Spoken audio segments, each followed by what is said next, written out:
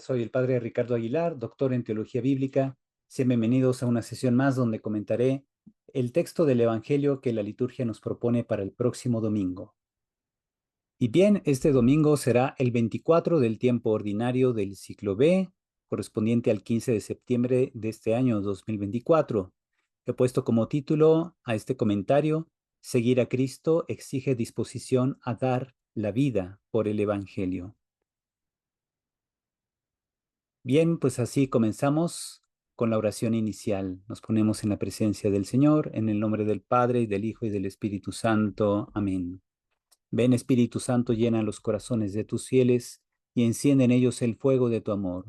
Envía, Señor, tu Espíritu y todo será creado y se renovará la faz de la tierra.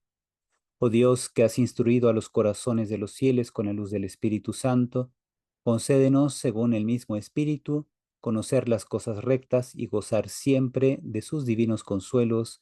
Por Jesucristo nuestro Señor. Amén. En el nombre del Padre, del Hijo y del Espíritu Santo. Amén. Santa María, sede de la sabiduría y reina de la paz, ruega por nosotros.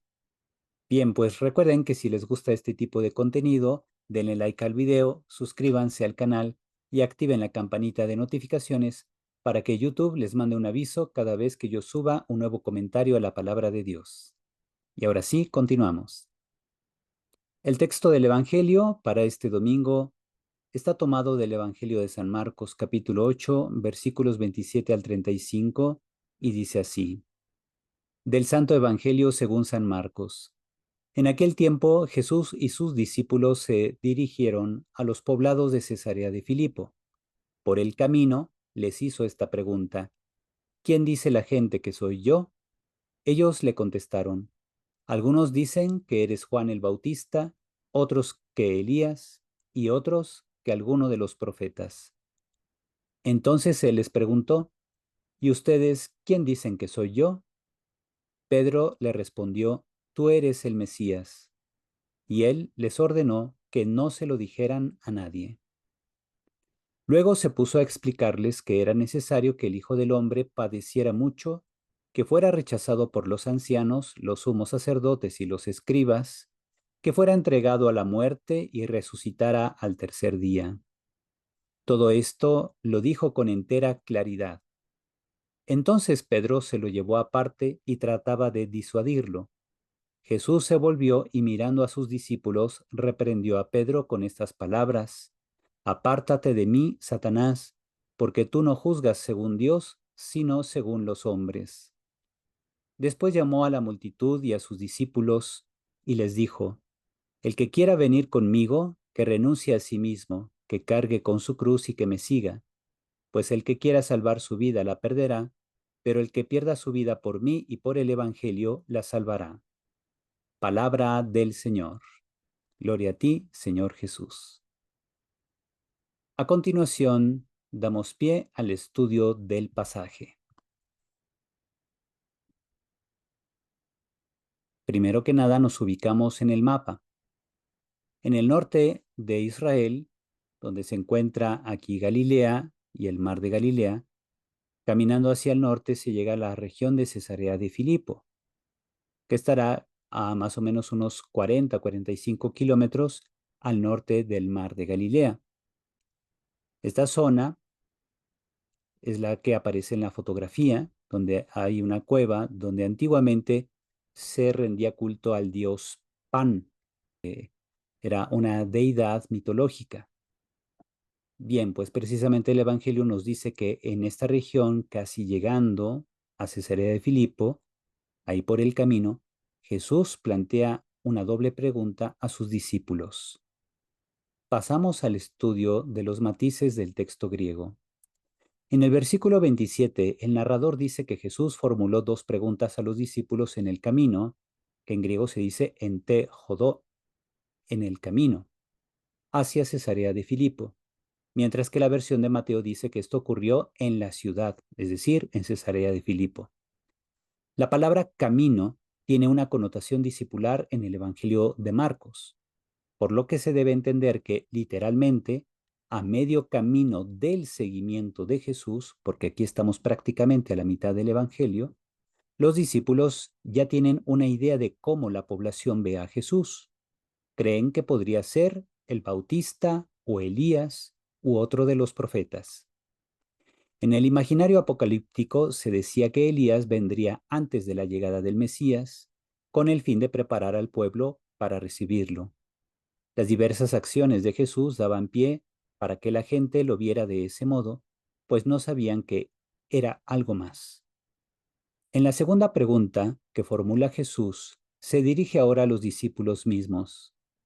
La expresión "Himeis de", que significa pero ustedes, indica que el Señor pregunta a ellos en contraposición con la gente.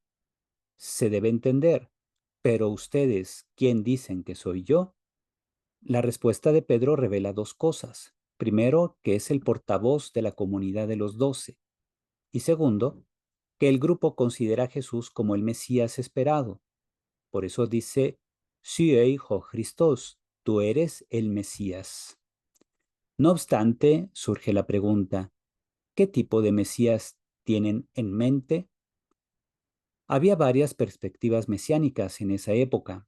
Unos esperaban un Mesías regio y davídico, otros un Mesías sacerdotal, otros un Mesías escatológico conforme a Deuteronomio 18:18, cuando Dios promete a Moisés que enviará en el futuro un profeta tan grande como él y que pondrá sus palabras en su boca.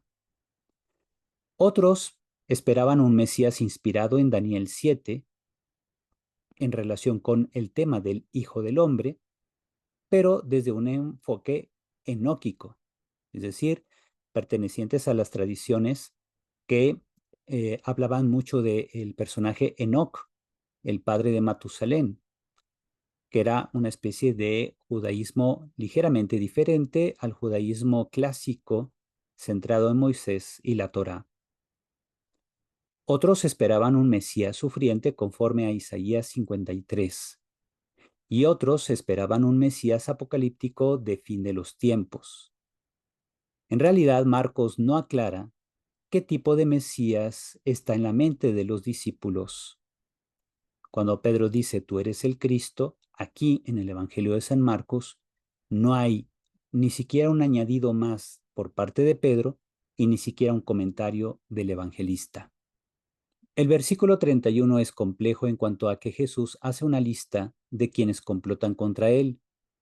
Los ancianos que aparecen aquí, presbiteron, los sumos sacerdotes, argiereon, y los escribas, gramateon.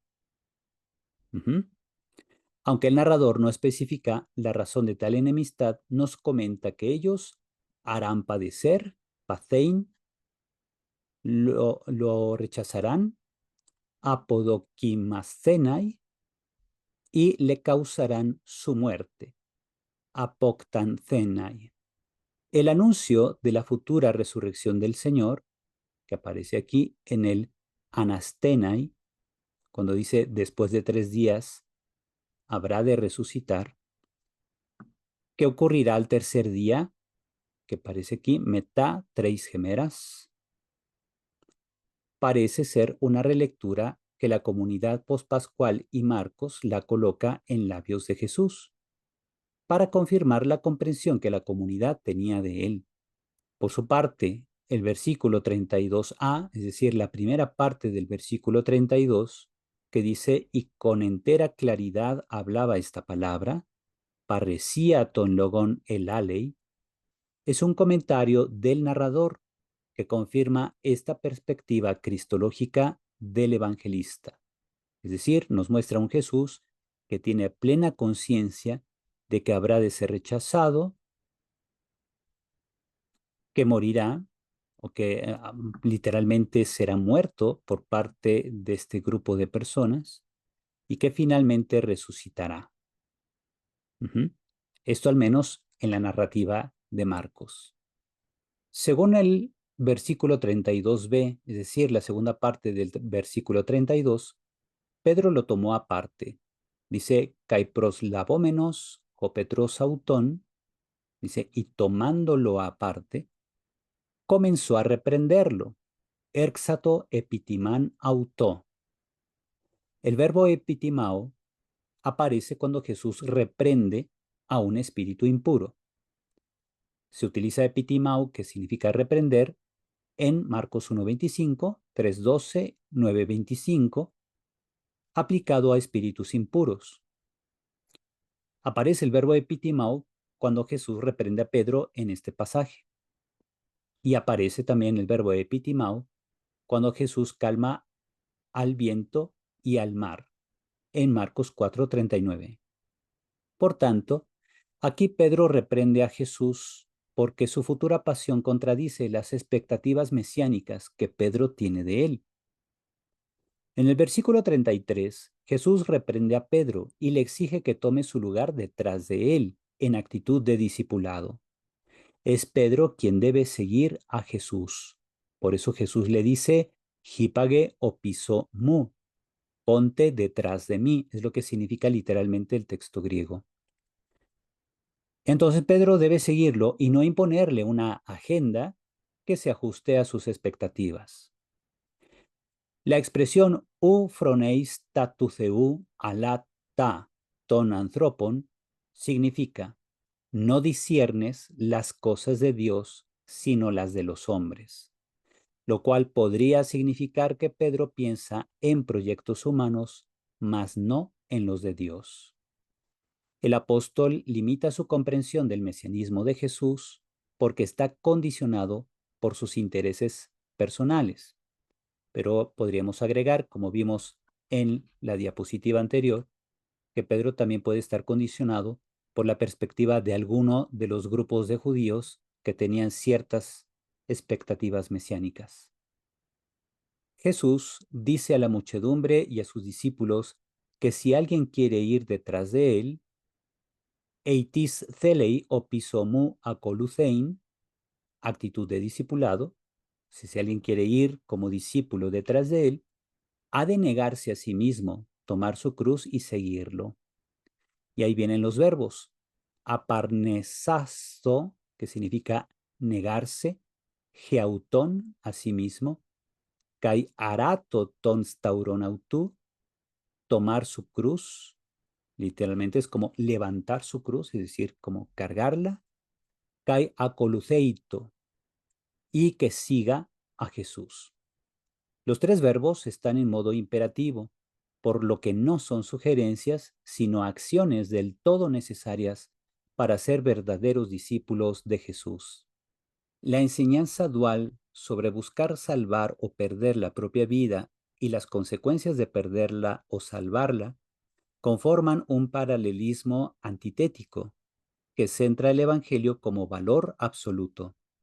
Por ello, en Marcos 1:15 Jesús había dicho que era necesario cambiar de mentalidad y creer en el Evangelio, que es la traducción de metanoeite kai pisteuete en to evangelio, pues el reino de Dios estaba ya cerca.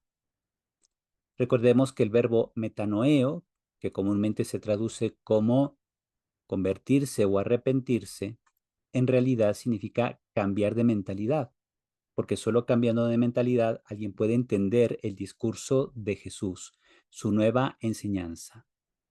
Con esto pasamos ahora a explicar un poco del contexto literario. Al comienzo de la sección 8:27 a 10:52, que corresponde al viaje de Jesús a Jerusalén marcado por los tres anuncios de la pasión, su ministerio alcanza un punto crucial. La cuestión de su identidad recibe una primera respuesta en la declaración de Pedro, cuando le dice, tú eres el Cristo, es decir, tú eres el Mesías, en 8:29, que es propiamente una confesión de fe judía, no tanto cristiana como sí lo es en el caso de Mateo, donde Pedro le dice, tú eres el Mesías, el Hijo de Dios vivo. Ahí sí tenemos una confesión cristiana. Aquí en Marcos es una confesión parcial, es una confesión que se queda solo en la cuestión del mesianismo, no agrega que Jesús es el Hijo de Dios. Bien, en el relato marquiano se asocia con la pasión, muerte y resurrección anunciadas por Jesús en los tres anuncios de la pasión, en 8:31, 9:31 y 10:33 a 34. Este acto tiene como trasfondo el viaje de Jesús y sus discípulos desde Galilea hasta Jerusalén, comenzando en territorio pagano y terminando en las puertas de la ciudad santa, simbolizando la unión de los judíos y paganos en torno a Cristo. El mensaje se comunica mediante dos ciudades opuestas: Cesarea de Filipo, en 827, vinculada al poder imperial, porque de hecho era la capital de esa región, y Jerusalén, la ciudad santa. El relato gira en torno a tres enseñanzas sobre el misterio pascual, asociadas al título Hijo del Hombre. El primer anuncio, en 831, revela la identidad de Jesús y la necesidad de que los discípulos adopten su lógica. El segundo anuncio de la pasión, muerte y resurrección, en 931, destaca la acogida y servicio centrado en los más pequeños. Y el tercer anuncio de la pasión, muerte y resurrección de Cristo, en 1032 y 33, subraya la entrega total en el seguimiento de Jesús. Dos encuentros clave enmarcan el camino: el encuentro con el hombre rico en 10:17 a 31 y con el pobre Bartimeo en 10:46-52, cuya curación es el último milagro narrado en el Evangelio. Con esto pasamos al comentario del texto. Comenzamos con la primera parte, versículos 27 a 33, donde tenemos la declaración de Pedro, es decir, su confesión de fe, y la enseñanza sobre el misterio pascual. Es importante no dividir el texto en dos partes, entre versículos 27 a 30 y luego 31 a 33, ya que la identidad del Cristo, mencionado en versículo 29 en labios de Pedro, solo se puede comprender cuando se asocia con el misterio pascual anunciado por Jesús en el versículo 31. La unidad de los versículos 27 a 33 se confirma por los personajes y la estructura del texto, que coloca el anuncio del misterio pascual en el centro, mientras que el diálogo entre Pedro y Jesús, primero en tono positivo y luego en tono negativo, enmarca la sección. En el versículo 27 se muestra a los 12 como hombres del camino.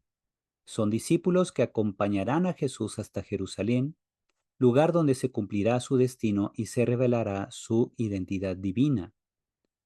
El camino comienza en Cesarea de Filipo, que es territorio pagano, que apunta a la misión universal post-pascual de Jesús, pero los discípulos deberán caminar con él para entender el significado de su mesianismo y su identidad de Hijo de Dios.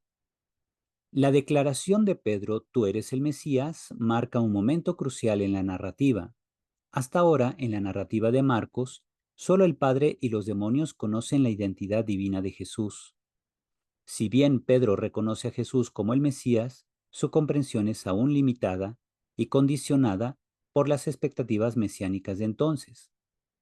Por su parte, Jesús asocia el título de Mesías con el de Hijo del Hombre, cuyo destino incluye el sufrimiento y la muerte, un camino ordenado por Dios y que cumple la profecía bíblica. Esto crea un contraste entre quienes se oponen a Jesús y quienes no logran comprenderlo. Después tenemos la segunda sección de los versículos 34 al 35, donde Jesús habla de las exigencias del discipulado. Tras anticipar a sus discípulos el destino que le espera, Jesús convoca a la multitud para decirles cuáles son las exigencias para seguirlo. El propósito es evitar falsas expectativas. La declaración central está en el versículo 34. Quien quiera seguirme se ilustra en dos imágenes paradójicas. Los versículos 35 a 37 presentan la oposición entre ganancia y pérdida, y el versículo 38 contrapone vergüenza y gloria. Como vemos, estos versículos ya continúan a nuestro texto del Evangelio de esta ocasión, pero pues van a cerrar precisamente esta línea de pensamiento.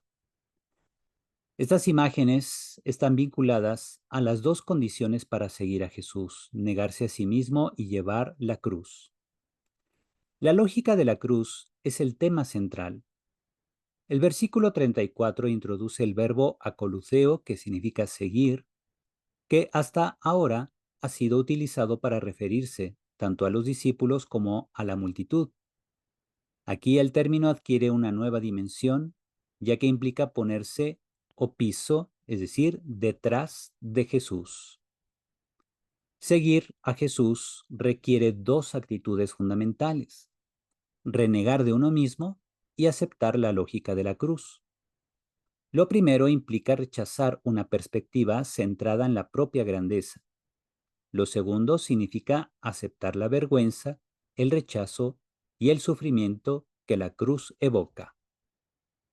De aquí vemos que seguir a Jesús demanda disposición plena que solo puede lograrse mediante una relación profunda con Cristo y la aceptación de su mensaje. Esto se enfatiza en las expresiones por causa mía y del Evangelio, en el versículo 35. Jesús llama a asumir lo que la cruz representa. Hay dos formas de jugarse la vida. Una es centrarse en uno mismo y perder el sentido de la existencia. O dos, seguir a Jesús arriesgando todo en favor de algo más grande, que es la salvación. Quienes se enfocan en sus propios intereses pierden el sentido de la vida física, mientras que quienes siguen a Jesús podrían perder todo, incluso la vida, o ser despreciados, pero esto los llevará a la plenitud y a compartir la gloria del Señor. Y con esto pasamos a las orientaciones para la vida. Como vemos, no basta reconocer con la boca que Jesús es nuestro Mesías y Señor. Hay que optar por Él y por el Evangelio todos los días, aun cuando eso nos acarree dificultades ante los demás. Jesús nos recuerda que el Evangelio del Reino de Dios es el valor absoluto por el que vale la pena arriesgarlo todo. Aprendamos, como Pedro, a seguir a Jesús sin imponerle nuestras condiciones que nos procuren gozar de ciertos beneficios. Ocupémonos de las cosas de Dios, es decir, en forjar una sociedad digna entre los hombres y procurar la salvación del género humano. Hay que poner a Jesús al frente de todos nuestros proyectos, tanto personales como comunitarios, sabiendo que Él es la meta hacia la cual nos dirigimos en la vida. Así como Jesús fue signo de contradicción para los intereses de quienes solo buscan lo mundano, también nosotros seamos contraculturales de ser necesario, con tal de edificar el reino de Dios en nuestra sociedad actual, trabajando con ahínco y prudencia, con determinación, bien centrados en nuestros valores y principios morales, pero también con una actitud de apertura y comprensión hacia las personas que piensan distinto de nosotros para atraerlos a Cristo. Y ahora pasamos a la oración final. Señor Dios, Creador y soberano de todas las cosas, vuelve a nosotros tus ojos y concede que te sirvamos de todo corazón, para que experimentemos los efectos de tu misericordia. Por nuestro Señor Jesucristo, tu Hijo, que vive y reina contigo en la unidad del Espíritu Santo y es Dios, por los siglos de los siglos. Amén. Y así hemos concluido nuestro comentario a la palabra de Dios, a este texto del Evangelio que la liturgia nos propone para este día 15 de septiembre. Recuerden que si les gusta este tipo de contenido, denle like al video, suscríbanse al canal y activen la campanita de notificaciones para que YouTube les mande un aviso cada vez que yo suba un nuevo contenido. Me despido dándoles la bendición. El Señor esté con ustedes. La bendición de Dios Todopoderoso, Padre, Hijo y Espíritu Santo, descienda sobre ustedes y permanezca para siempre. Amén. Cuídense mucho, Dios los bendice y hasta pronto.